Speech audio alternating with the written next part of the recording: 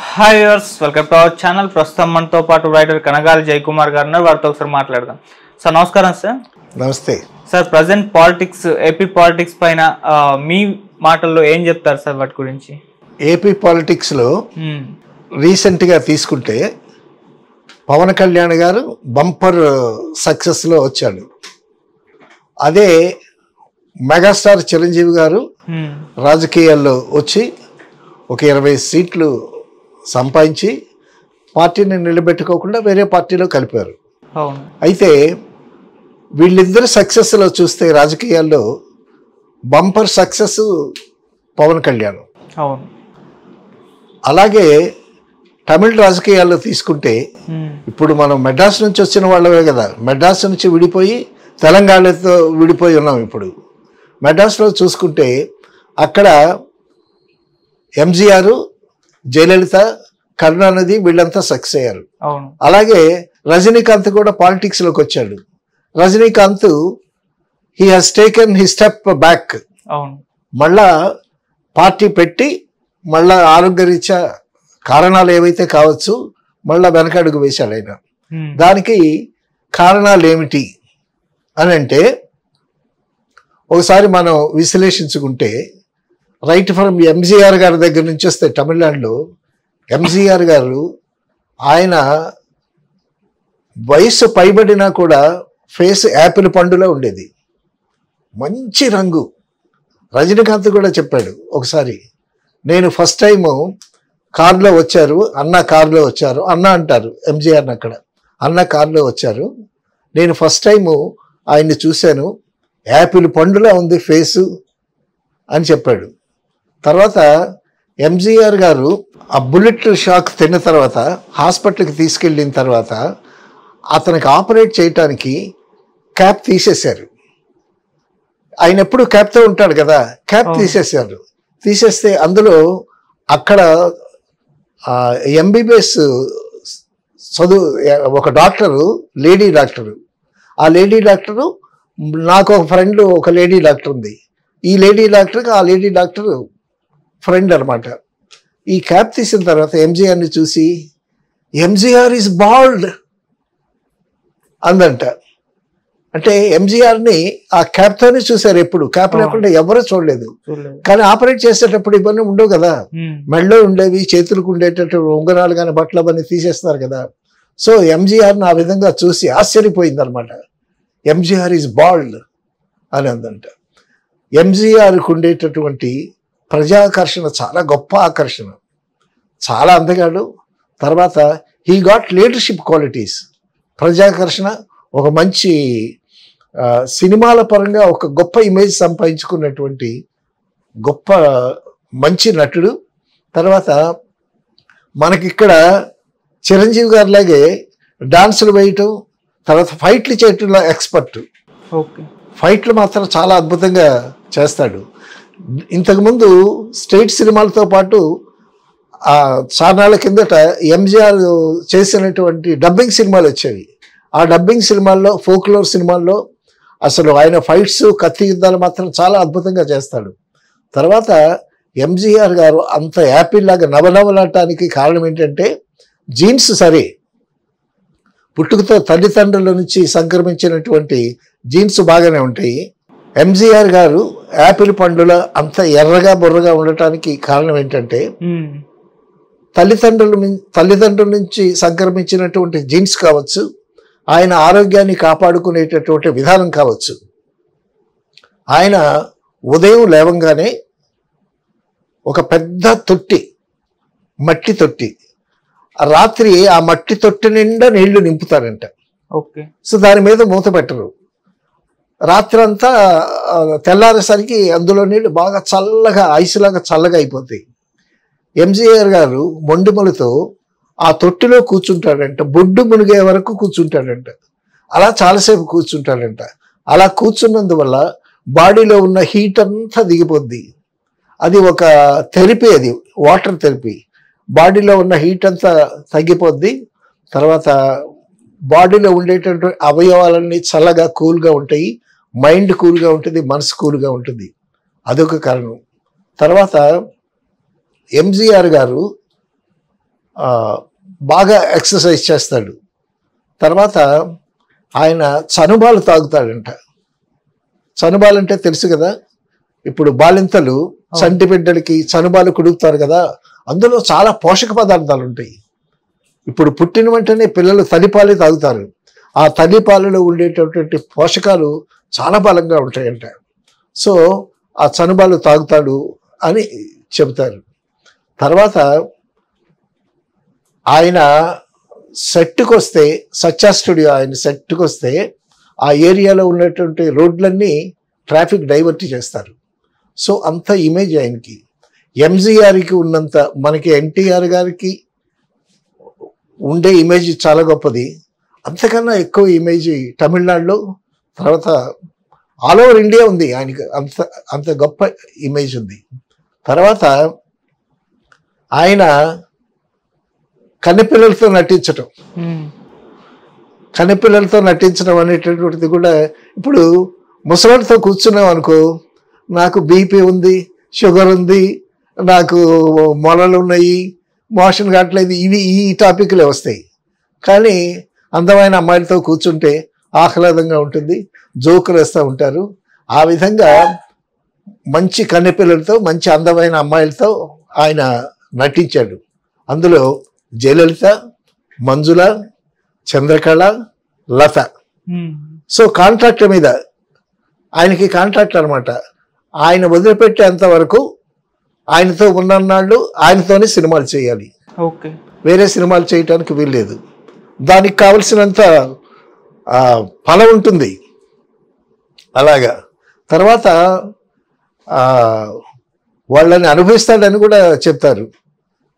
జయలలిత ఆయన్ని పెళ్లి చేసుకోమని కూడా కోరింది, కానీ ఆయన రిఫ్యూజ్ చేశాడు. తర్వాత ఆ నటీమణుల్లో బాగా ఎంజీఆర్ గారిని ఆకర్షించింది జయలలిత.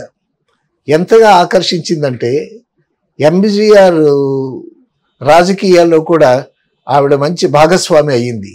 తదనంతరం ఆయన పోయిన తర్వాత ఆవిడే సీఎం అయింది తమిళనాడుకి. ఎంజీఆర్ ఎంత స్టైలిష్గా ఉండేవాడో జయలలిత కూడా అంత ప్రిన్స్ లాగా ఉండేది. ఆవిడ షూటింగ్కి వస్తే ప్రిన్స్ లాగా వచ్చేది. ఒక 3-4 కార్లు వచ్చాయి వాటితో. ముందు కారులో ఆవిడ కుర్చీ, ఆవిడ ఫ్యాను, ఆవిడ టవలు, అలాగా. తర్వాత రెండో కారులో కాస్ట్యూమ్స్, ఆవిడ తినేటటువంటి పలహారాలు, ఆ సరంజామా అంతా. తర్వాత కారులో ఈవిడ ప్రిన్స్ లాగా దిగుతుంది. ఆవిడ సెట్లోకి వచ్చేసరికి ఆ ముందు వచ్చినటువంటి స్టాఫ్ అంతా ఒక కుర్చీ వేసి దాని మీద పెద్ద టర్కీ టవల్ వేసి ఫ్యాన్ పెట్టి ఇదంతా సెటప్ చేసిన తర్వాత ఆవిడ వచ్చి స్టైల్గా కూర్చొని కాళ్ళ మీద కాలేసుకొని పుస్తకం తీసుకొని కూర్చొని చాలా డిగ్నిఫైడ్గా ఉండేది. ఎవరితో మాట్లాడేది కాదు. ఆవిడతో మాట్లాడడానికి కూడా భయం. అసిస్టెంట్ డైరెక్టర్లు కూడా మేడం షార్ట్ రెడీ అని చెప్పడానికి కూడా కాస్త దూరంగా నుంచుని మేడం అనంటే అనేది, అంటే షార్ట్ రెడీ మేడం అనంటే అప్పుడు వచ్చేది. సో ఎంజీఆర్ అభిమానం సంపాదించి ఆయనతో పాటు చేదోడు వాదులుగా ఉండి ఆయనతో అన్నీ పంచుకుందా అందరికీ తెలుసు. సో ఆ విధంగా ఎంజీఆర్ పోయిన తర్వాత తమిళనాడుకి ఒక అమ్మ అనేటటువంటి ఒక పెద్ద మంచి పేరుతో ప్రజల అభిమానం కూడా సంపాదించి ముఖ్యమంత్రిగా వెలిగింది. తర్వాత తమిళనాడులో చెప్పుకోవాలంటే నెక్స్ట్ కరుణానిధి కూడా సినిమా నుంచి వచ్చిన వాడే. కరుణానిధి పూర్వులు తెలుగు సంబంధాలు ఏవో మూలాలు ఉన్నాయి. ఆ మెడ్రాస్ వెళ్ళి తమిళనాడులో స్థిరపడి ఆయన ఈస్ వెరీ గుడ్, చాలా గొప్ప రైటర్, తర్వాత గొప్ప స్పీకర్ ఆయన. తర్వాత చాలా సినిమాలకి స్క్రిప్ట్ రాశాడు ఆయన, కరుణానిధి గారు. ఆయన రాసినటువంటి సినిమాలు చాలా ఉన్నాయి. అందులో మనోహర్ అని శివాజీ గణేశన్ యాక్ట్ చేశాడు. అద్భుతమైనటువంటి సినిమా అది. దాని డైలాగ్స్ కూడా చాలా పవర్ఫుల్గా ఉంటాయి. దానికి డబ్బింగ్ ఏమో జగ్గీ గారు చెప్పారు. కంచు కట్టం కదా జగ్గీ గారు, ఆ జగ్గీ గారు డైలాగులు. తర్వాత మనోహర్ అనే క్యారెక్టర్ హీరో శివాజీ గణేశన్కి ఆపోజిట్గా మన తెలుగు నటి కన్నమ్మ గారు, ఆవిడ డైలాగ్స్ ఉంటాయి. సో కంచుగంటూ జగ్గయ్య కన్నమ్మ డైలాగ్స్ వాళ్ళిద్దరు సంవాదం మాత్రం చాలా అదిరిపోయేటటువంటి చాలా ఇప్పుడు చాన్నాళ్ళ కిందట సినిమాలు అవి వాటన్నిటికీ స్క్రిప్ట్ రాశాడు. తర్వాత డయాస్ మీద చాలా చాలా చక్కగా మాట్లాడతాడు, చాలా తెలివిగా మాట్లాడతాడు కరుణానిధి. సో ఆ సినిమాల నుంచి వచ్చినటువంటి తర్వాత ఆయన పడిపోయినా లేచాడు, ఓడిపోయాడు మళ్ళా గెలిచాడు, జయలలితలాగే ఓడిపోయి మళ్ళా గెలిచాడు. సో తమిళనాడు రాజకీయాలు అలాగా పోతే నెక్స్ట్ మనం తలైవర్ రజనీకాంత్ గారిని తీసుకుందాం. ఆయనకి కూడా చాలా అద్భుతమైనటువంటి ఫాలోయింగ్ వచ్చింది. తర్వాత నిరాడంబరుడు, తర్వాత రాజకీయాల్లోకి రావాలి రావాలి రావాలి అని ఫ్యాన్స్ దగ్గర నుంచి కానీ అభిమానుల దగ్గర నుంచి కానీ శ్రేయోభిలాషుల దగ్గర నుంచి కానీ బాగా ఒత్తిడి వచ్చింది. కానీ అతను జాప్యం చేశాడు. సో వాక్యూమ్ ఉండేటప్పుడే కదా రావాల్సినటువంటిది, ఆయన జాప్యం చేశాడు. సో ఒక స్టేజ్లో పాలిటిక్స్లోకి దిగాడు, పార్టీని పెట్టాడు. పార్టీని పెట్టి he took his step back, అడుగు వెనక్కి తీసుకున్నాడు. ఎందుకంటే ప్రజాభిమానం వెల్లువెత్తింది. తర్వాత నెక్స్ట్ సీఎం నువ్వే అన్నంత రేంజ్లోకి అభిమానం పెరిగిపోయింది. సో ఆయన రాజకీయాల్లోకి వద్దామని పార్టీ పెట్టి తర్వాత కారణాలు ఏవైనా సరే హెల్త్ కారణం అన్నారు, కానీ అది కారణం కాదు. నాకు తెలిసి ఆయన చాలా తెలివైనవాడు, చాలా మేధావి. తనేమిటో తను తెలుసుకున్నాడు. ఇది సినిమాలో వచ్చిన అభిమానమా లేకపోతే ప్రజల్లో ఉండేటటువంటి నా మీద నమ్మకమా, ఏదైనా సరే తన బలం ఏమిటో తను తెలుసుకుని తెలివిగా వెనక్కి వచ్చాడని చెప్పుకోవాలి. రాజకీయాల్లోకి వస్తే రాణిస్తాడా రాణించకపోవటం అనేది తర్వాత విషయం. ముందేంటంటే వాట్ ఐ మై, నా బలం ఎంత, నేను ఎంతవరకు సాగగలను, నా హెల్త్ ఎంతవరకు పెర్మిట్ చేస్తుంది అని బాగా ఆలోచించి తను తాను తెలుసుకుని వెనక్కి వచ్చాడని చెప్పుకోవాలి. రజనీకాంత్ బుద్ధుడు అంటే బుద్ధి గలవాడని. సో బుద్ధిజం ఏం చెప్పింది, నిన్ను నువ్వు తెలుసుకో, you know what you are, నిన్ను నువ్వు తెలుసుకో అనేటటువంటి ఫిలాసఫీ గొప్ప ఫిలాసఫీ. నేనేమిటో నేను తెలుసుకుంటే నా బలహీనతలు నాకు తెలుస్తాయి, నా బలాలు నాకు తెలుస్తాయి, దాన్ని బట్టి నేను బిహేవ్ చేస్తాను. ఇక్కడ నుంచి నువ్వు కుర్రాడివి, నీ ఎంత స్పీడ్గా నేను పరిగెత్తలేను అని నేను తెలుసుకుంటే జాగ్రత్తగా ఉంటుంది. నీతో పందెం కట్టి నీతో పోటీ పరిగెత్తాను అనుకో, ఎక్కడ బొక్కబొర్ర పడతా.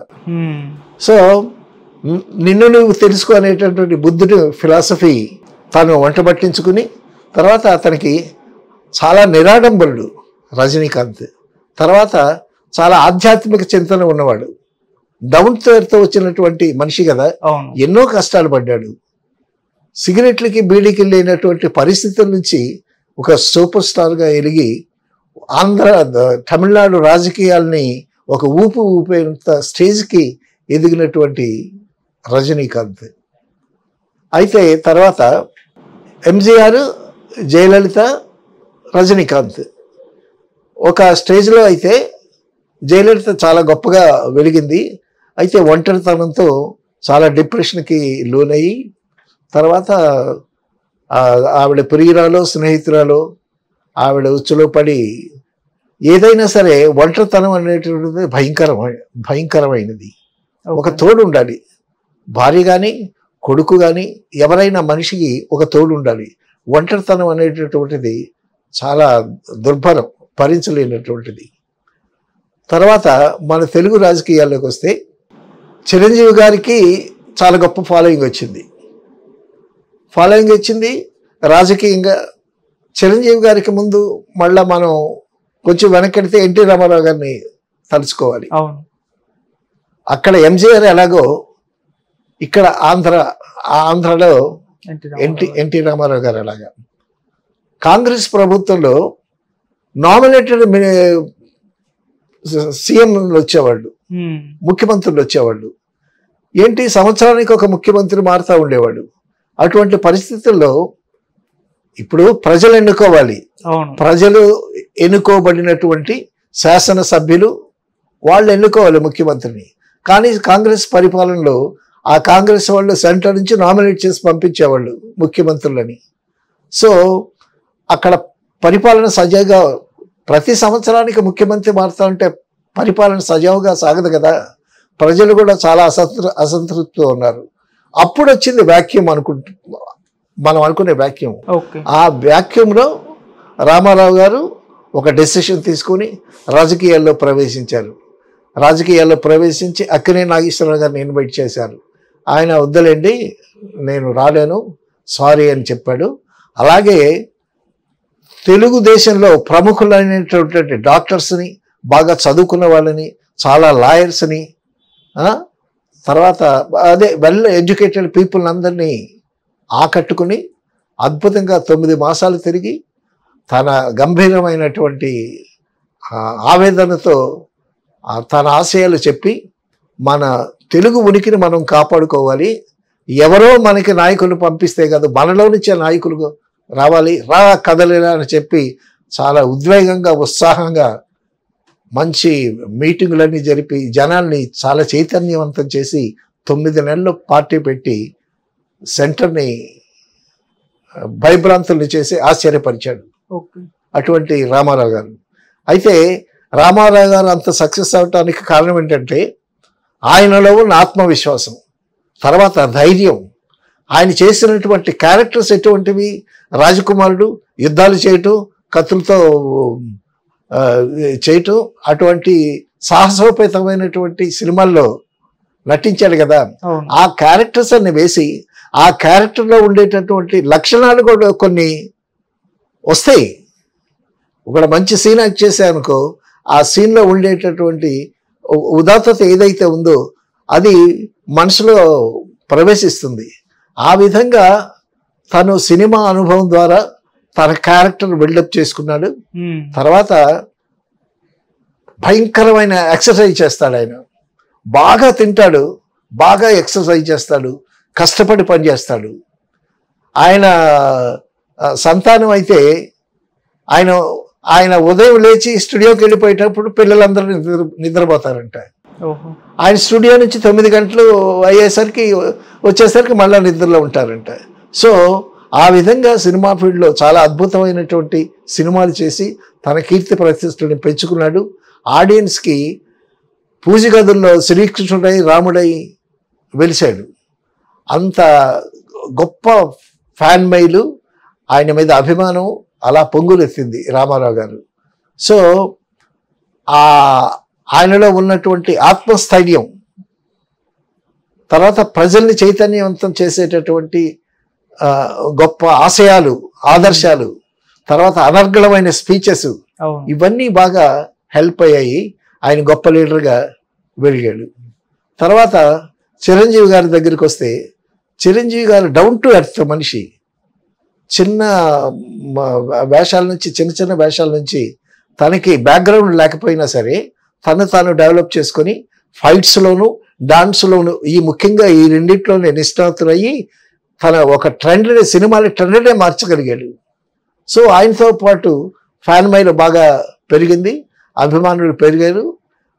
చిరంజీవి గారి సినిమా అంటే యూత్ ఎగబడి చూసేటటువంటి పరిస్థితి వచ్చింది. తర్వాత అల్లు అరవింద్ గారి చుట్టరికం, ఆ నేపథ్యం అవన్నీ బాగా చేసింది. సో ఆయన కూడా ప్రజల్లో బాగా అభిమానంతో పెరిగాడు. ఇక రాజకీయాల్లో ప్రవేశించాలనేటటువంటి ఉద్దేశం వచ్చింది.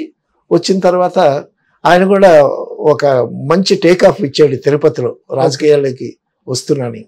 అయితే ఆయన అనుకున్నన్ని సీట్లు సంపాదించలేకపోయాడు. ఒక 20 సీట్లను సంపాదించాడు.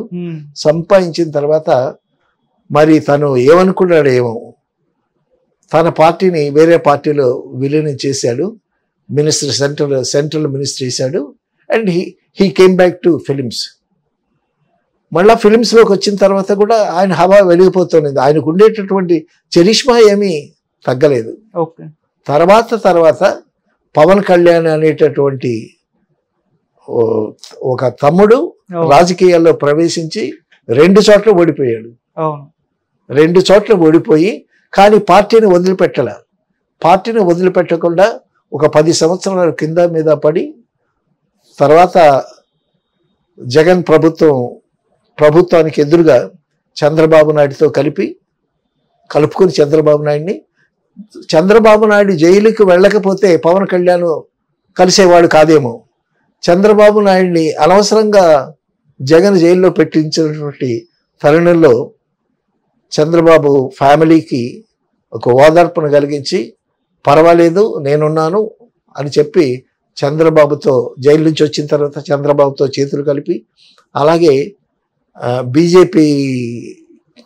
బీజేపీని కూడా ఒక కూటమిలాగా తయారు చేసి ఒక జంజా భారతంలాగా అద్భుతమైనటువంటి రీతిలో ప్రజల్లోకి ప్రవేశించి దేశమంతా తిరిగి బాగా అభిమానులు సంపాదించుకున్నాడు.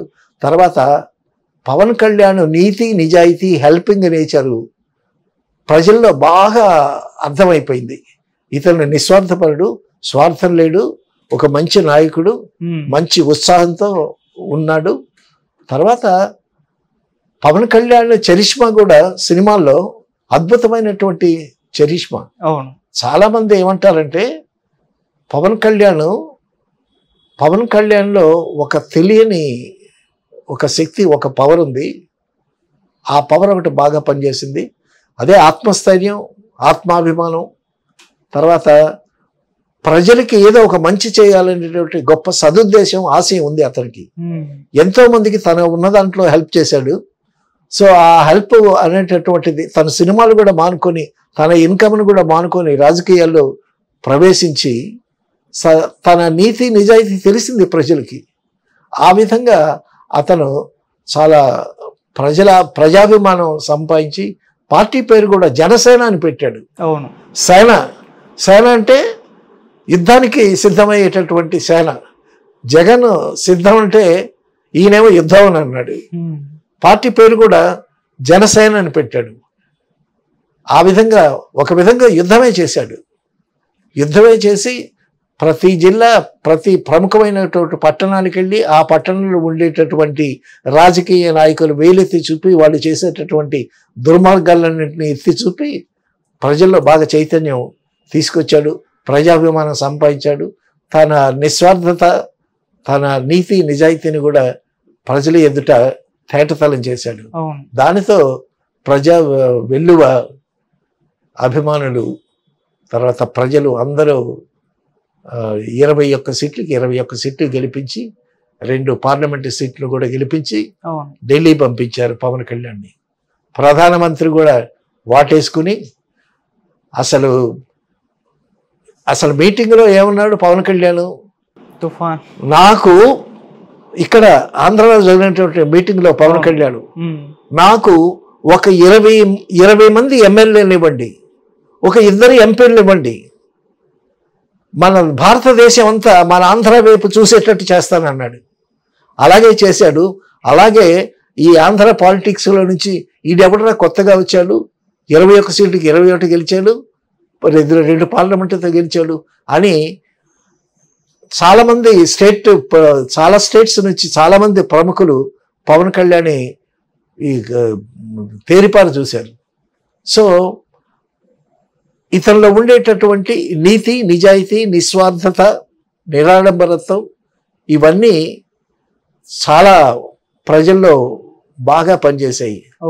తర్వాత తను చాలా చక్కగా మాట్లాడిన కొన్ని కొటేషన్స్ కూడా ఉన్నాయి.